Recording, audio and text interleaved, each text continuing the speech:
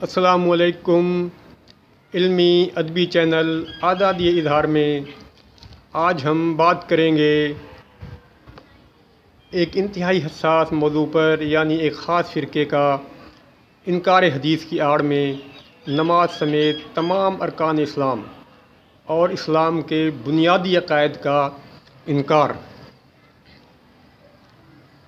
دوستو، گزشتہ دنوں واٹس ایپ پر میری 3 ایسے افراد سے علمی گفتگو یا بحث ہوئی جو خود کو اہل قرآن کہتے ہیں، اور بقول ان کے وہ مسلمانوں میں فرقہ بندی کے سخت مخالف ہیں۔ لیکن ان سے گفتگو کرنے کے بعد مجھے یہ جان کر بہت افسوس اور دکھ ہوا کہ وہ تو خود الگ سے ایک انتہا پسند فرقہ بن چکے ہیں، اور خود سے تھوڑا سا بھی اختلاف رکھنے والے کو کافر سمجھتے ہیں۔ وہ تمام احادیث کو اسلام کے خلاف سازش خیال کرتے ہیں، تمام احادیث کو اسلام کے خلاف سازش خیال کرتے ہیں۔ ان کی باتیں سن کر مجھے معلوم ہوا کہ وہ فرقہ دراصل فقہ فقط حدیث کو ہی نہیں، بلکہ قرآن کو بھی نہیں مانتا۔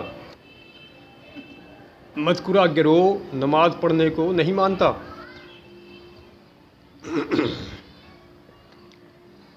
اور قرآن کریم میں لفظ صلاۃ کا مطلب معاشرہ بتاتا ہے۔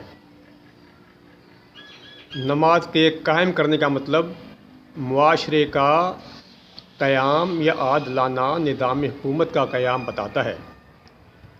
یعنی ان کا مطلب ہے کہ جہاں پہ نماز قائم کرنے کا حکم دیا گیا ہے، یعنی صلاۃ قائم کرنے کا حکم دیا گیا ہے، تو اس کا مطلب ہے کہ وہ عادلانہ نظام حکومت کے قیام کا حکم ہے۔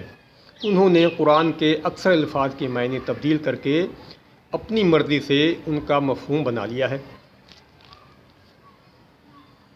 اور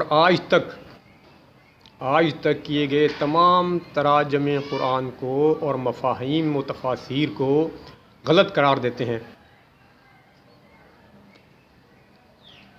آج تک قرآن کریم کے کم و بیش 100 علماء نے اردو تراجم کیے ہیں، مختلف علماء نے 100 علماء نے اردو تراجم کیے ہیں۔ ان میں سنی بھی ہیں، شیعہ، اہل حدیث، یہاں تک کہ قادیانیوں نے بھی فرض نماز کو اور نبی کے معجزوں کو ماننے سے انکار نہیں کیا، جبکہ یہ لوگ معجزوں کے بالکل منکر ہیں۔ لفظ نماز فارسی ہے، اسی طرح روزہ بھی فارسی لفظ ہے۔ اب ظاہر ہے کہ قرآن کریم عربی زبان میں ہے، اس لیے نماز اور روزے کا لفظ تو قرآن میں استعمال نہیں ہو سکتا۔ البتہ ان کے لیے عربی لفظ صلاۃ اور صوم قرآن میں استعمال کیا گیا ہے۔ میرے خیال کے مطابق سب سے پہلے قرآن کے مروجہ ترجمہ کو نہ ماننے والا اور قرآن کے الفاظ کو اپنے ذہن سے تخلیق کردہ ترجمہ میں بیان کرنے والا شخص غلام احمد پرویز تھا، جو کہ قائد اعظم کا ذاتی مشیر تھا۔ اس نے غالباً قائد اعظم کا ذاتی مشیر تھا، اور وہ بھارتی پنجاب کا شہر بٹالہ میں 9 جولائی 1903 میں پیدا ہوا۔ 1903 میں وہ شخص پیدا ہوا تھا، غلام احمد پرویز، اور اس نے غالباً 1961 میں قرآن کا اپنے ذہن سے وضع کردہ ترجمہ کیا اور اس کی تفسیر لکھی۔ اس کا انتقال 24 فروری 1985 کو 82 سال کی عمر میں لاہور میں ہوا تھا، اور اس کے ماننے والوں کو پرویزی کہا جاتا ہے۔ پرویزی غلام احمد پرویز مساجد کو اور نماز پڑھنے کو برا نہیں سمجھتا تھا، البتہ نماز پڑھنے کو فرض بھی نہیں سمجھتا تھا۔ مساجد اور نماز کو تو برا نہیں کہتا تھا، لیکن نماز پڑھنے کو فرض خیال نہیں کرتا تھا کہ نماز فرض ہے۔ وہ نبی کی معراج کو خواب کی حالت میں سمجھتا تھا اور شق القمر کے معجزے کو بھی نہیں مانتا تھا، یعنی چاند کے 2 ٹکڑے ہونے والا معجزہ، اس کو بھی تسلیم نہیں کرتا تھا۔ جب میں نے مذکورہ گروہ اہل قرآن سے پرویزیوں کے بارے میں بات کی تو انہوں نے ان کو بھی ماننے سے انکار کر دیا، اور پرویزیوں سے بھی چند قدم آگے بڑھ کر انہوں نے کہا کہ وہ سمجھتے ہیں کہ قرآن کریم رسول اکرم صلی اللہ علیہ وآلہ وسلم پر نازل نہیں ہوا، نعوذ باللہ، بلکہ یہ آپ صلی اللہ علیہ وسلم سے بہت پہلے شاید حضرت ابراہیم پر نازل کیا گیا تھا یا اس سے بھی پہلے۔ بقایا تمام انبیاء نے اس کی تشریح بیان کی ہے، اور انہوں نے قرآنی الفاظ کی لغت یا ڈکشنری اپنی ذہنی اختراع کے مطابق خود وضع کی ہوئی ہے۔ وہ مساجد کا بنانا جائز نہیں سمجھتے، نماز کو نہیں مانتے، زکوٰۃ، روزہ، حج کو اس شکل میں نہیں مانتے جس طریقے سے ہم آج کل کر رہے ہیں۔ وہ کعبۃ اللہ کو حضرت ابراہیم کا بنایا ہوا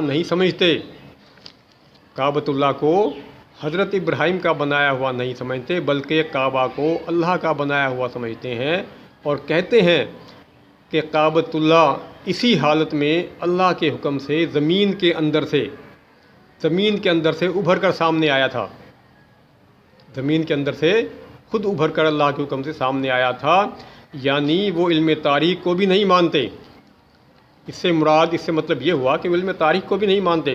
میں نے ادائیگی نماز یا صلاۃ کے متعلق 22 ایسی آیات قرآنی ان کو بتائیں، 22 آیات میں نے ان کو بھیجی، ان کو بتائیں، جن کا مطلب ہماری مروجہ نماز کے علاوہ اور کچھ ہو ہی نہیں سکتا، یعنی اس نماز سے انکار ہی ممکن نہیں ان آیات کے مطابق۔ لیکن مثال کے طور پر جمعہ کے دن کی نماز، مقررہ وقتوں پر پڑھی جانے والی نمازیں، اور جہاد و قتال کے دوران پڑھی جانے والی نمازیں وغیرہ، لیکن انہوں نے یہ ترجمہ تسلیم کرنے سے انکار کر دیا۔ وہ فرشتوں کو بھی نہیں مانتے، اس انداز میں نہیں مانتے جس انداز میں ہم سمجھتے ہیں، اور جنت و جہنم اور قیامت کے معنی بھی الگ ہی کرتے ہیں۔ وہ معراج النبی کو بالکل بھی تسلیم نہیں کرتے، معراج النبی صلی اللہ علیہ وآلہ وسلم کو بالکل بھی تسلیم نہیں کرتے۔ میں نے انہیں بتایا کہ خود میں نے الحمدللہ خود میں نے اپنی کتاب دعا اور تقدیر میں سائنسی، عقلی اور قرآنی دلائل کے ساتھ معراج النبی کو برحق ثابت کیا ہے۔ اپنی کتاب دعا اور تقدیر میں خود میں نے برحق ثابت کیا ہے، لیکن وہی مرغے کی ایک ٹانگ والا معاملہ کہ کسی صورت میں بھی کسی بھی اسلاف کی کسی بھی بات کو نہیں ماننا۔ میں نے مساجد کی تعمیر منوانے کے لیے مسجد حرام، مسجد قباء اور مسجد نبوی کے حوالے بھی دیے، یعنی کہ مساجد بنانا اسلام میں مستحسن ہے اور حکم ہے، لیکن وہ اپنی ضد پر اڑے رہے۔ نماز کے حوالے سے میں نے انہیں بتایا کہ نماز تو مجسم بندگی کا نام ہے، اور نماز ہی وہ واحد عبادت ہے جس میں انسان کا پورا وجود عملی طور پر رکوع و سجود کی حالت میں مکمل طور پر خود کو اللہ کے سپرد کر دیتا ہے۔ نماز کی اصل روح صرف اور صرف اللہ کو سجدہ کرنا ہے، اصل روح، اور یہ عمل زمانہ قدیم سے دنیا کے ہر مذہب اور عقیدے کی بنیاد رہا ہے۔ ہندو ہوں، بدھ مت ہوں، یہودی ہوں، مجوسی ہوں یا عیسائی ہوں، سب کے سب اپنے اپنے عقیدے اور اپنے اپنے طریقے کے طور پر اپنے اپنے خداؤں کو سجدہ ضرور کرتے ہیں، لیکن یہ واحد گروہ مجھے نظر آیا ہے جو کہ اللہ کے سامنے رکوع اور سجدہ کرنے سے بھی انکاری ہے۔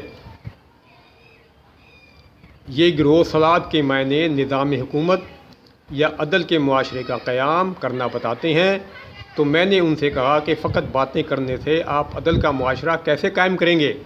صرف باتیں کرنے سے کہ جناب ہم عدل کا معاشرہ قائم کرنا چاہتے ہیں، جبکہ ہماری تاریخ اسلام میں نماز قائم کرنے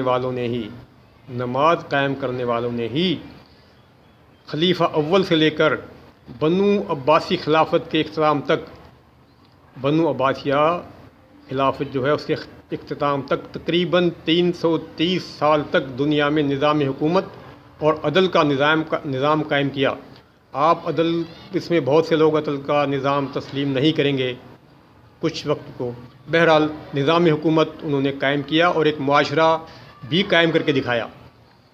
پھر نماز پڑھنے والے ہی اور اسی عقیدے کو ماننے والے، اسی ہمارے مسلمان عقیدے کو ماننے والے نماز پڑھنے والے صلاح الدین ایوبی نے دنیا عرب پر اور شہاب الدین غوری نے ہندوستان پر نظام حکومت اور معاشرہ قائم کیا، بہترین معاشرہ قائم کر کے دکھایا، نظام حکومت قائم کیا، اور وہ لوگ نماز بھی پڑھتے تھے۔ بعد ازاں سلطنت عثمانیہ نے بھی دنیا کے آدھے حصے سے بھی زیادہ علاقے پر نظام حکومت قائم کیا، جس کا غلبہ پوری دنیا پر تقریباً 600 سال سے زیادہ عرصہ پر محیط تھا، اور یہ سب لوگ نمازی تھے، یہ سب لوگ نماز کے منکر نہیں تھے، نماز کو مانتے تھے، اور انہوں نے اپنا ترجمہ تفسیر نہیں بنائی تھی، اور انہوں نے ہی دنیا بھر پر اپنا غلبہ یعنی اسلام کا غلبہ قائم کر کے دکھایا۔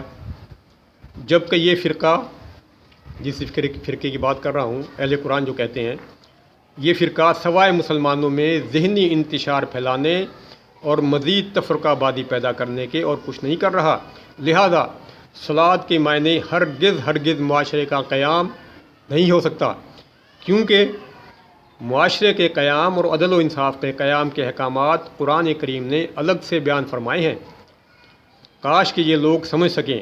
بظاہر یہ لوگ اپنا لیڈر یا رہبر کسی کو نہیں مانتے، لیکن یوٹیوب پر جس نام نہاد عالم کی ویڈیوز یہ لوگ سنتے اور سناتے ہیں، ان میں سر فہرست محمد شیخ نامی شخص ہے، اور دوسرا حافظ عاطف نام کا ایک لڑکا ہے۔ آپ بھی یوٹیوب پر انہیں سرچ کر سکتے ہیں، سرچ کرنا چاہیں تو کر لیں۔ یوٹیوب پر کوئی مدرسہ ہے، مشہور مدرسہ ہے، اس کے ایک مفتی صاحب سے محمد شیخ کے 2 مناظر میں نے دیکھے۔ مناظرے میں محمد شیخ، جو کہ اہل قرآن فرقے کا مرشد ہے، اس نے خود کو اور تمام مسلمانوں کو بنی اسرائیل قرار دیا، استغفر اللہ، نعوذ باللہ، یعنی اس نے خود کو اور تمام مسلمانوں کو بنی اسرائیل قرار دیا اور دلائل کے طور پر قرآن کی آیات بیان کی۔ مفتی موصوف نے بھی دلائل تو دیے، لیکن وہ پریشر میں تھا اور دفاع میں نظر آیا۔ حالانکہ یہ سیدھی سی بات ہے کہ بنی اسرائیل کوئی دین، عقیدے یا مذہب کا نام نہیں، بنی اسرائیل کسی دین کا نام نہیں، کسی عقیدے کا نام نہیں، کسی مذہب کا نام نہیں، بلکہ یہ ایک نسل ہے جو کہ حضرت یعقوب کے اولاد سے ہے۔ دوسری عجیب اور احمقانہ بات جو اس شیخ نے کہی وہ یہ تھی کہ سورہ اعراف کی آیت نمبر 157، 158 میں نبی الأمی کا لفظ آیا ہے، تو اس سے مراد اس نے حضرت عیسیٰ کو لیا ہے کہ نبی الأمی حضرت عیسیٰ ہے، یعنی ماں والا نبی۔ نبی الأمی سے مطلب اس نے لیا ہے ماں والا نبی، اور یہی خاص وجہ تھی جس کی بنا پر مجھے یہ ویڈیو بنانی پڑی۔ وہ لوگ توریت، زبور، انجیل کو اللہ کی کتاب تسلیم نہیں کرتے، اور محمد رسول اللہ صلی اللہ علیہ وسلم کو امی النبی یا ان پڑھ نبی نہیں مانتے، بلکہ امی نبی حضرت عیسیٰ کو کہتے ہیں، یعنی ماں والا نبی۔ مناظرے میں مفتی صاحب اس مسئلے پر بھی کوئی خاص دلیل نہیں دے سکے، بلکہ دباؤ میں ہی رہے، حالانکہ وہ سورہ جمعہ کی نمبر 2 آیت پڑھ سکتے تھے، جس میں واضح طور پر بیان کیا گیا ہے کہ وہی ہے جس نے ناخواندہ یعنی ان پڑھ لوگوں میں انہی میں سے ایک رسول بھیجا۔ تو اگر ان کے بقول امی کا مطلب ماں والا یعنی ابن مریم ہی ہے، تو پھر لفظ امیین سے کیا مراد ہے؟ کیا حضرت عیسیٰ کے خاندان والے یا اس علاقے والے سارے بغیر باپ کے یعنی صرف ماں سے پیدا شدہ تھے؟ لیکن شاید مفتی صاحب پریشر میں آ گئے تھے اور مدلل جواب نہیں دے سکے۔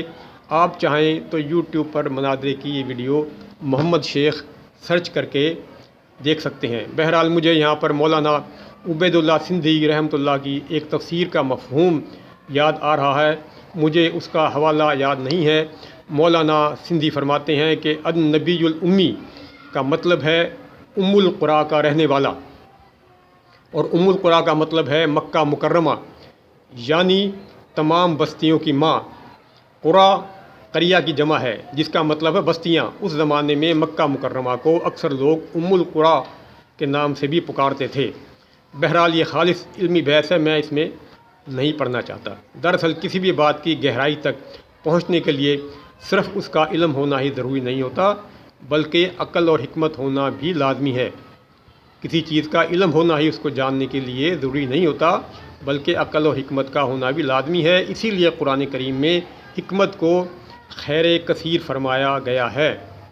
خیر کثیر قرآن کریم میں سورہ آل عمران کی آیت نمبر 19 میں فرمایا ہے کہ بے شک اللہ کے نزدیک دین اسلام ہی ہے، یعنی تمام انبیاء نے فقط دین اسلام کی ہی دعوت دی ہے۔ شاید اس گمراہ فرقے نے اس آیت پر غور نہیں کیا۔ یہی وجہ ہے کہ ان کو یہ بات سمجھ نہیں آئی کہ دراصل بنی اسرائیل کا دین بھی اسلام ہی تھا۔